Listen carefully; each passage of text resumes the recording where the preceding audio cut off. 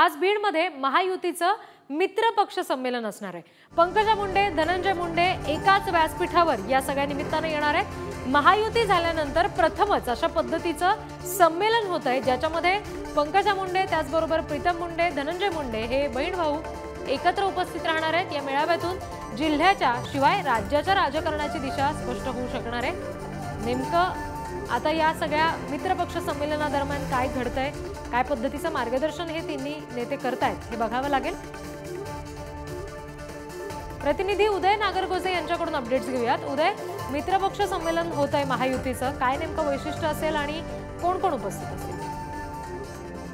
नक्कीच भाजप बरोबर शिवसेना शिंदे गट आणि राष्ट्रवादी काँग्रेसचा अजित पवार गट हा सोबत आल्यानंतर प्रथमच अशा पद्धतीने संमेलन होते। एक काळ होता असा की भाजपा विरोधात राष्ट्रवादी असं चित्र होतं जिल्ह्यातही आणि राज्यातही, परंतु आता राष्ट्रवादीतील हे विरोधी पक्षातील सगळे नेते आता सोबत काम करणार आहेत।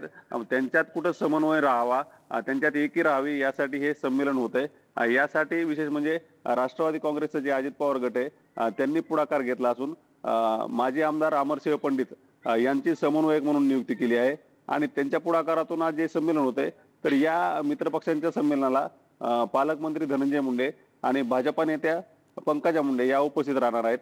आता ते दोघं या मेळाव्यात काय बोलतात आणि कार्यकर्त्यांना आगामी निवडणुकीसाठी काय संदेश देतात हे पाहणं महत्त्वाचं ठरणार आहे। जी उदय, धन्यवाद दिलेल्या सगळ्या तपशिलांसाठी।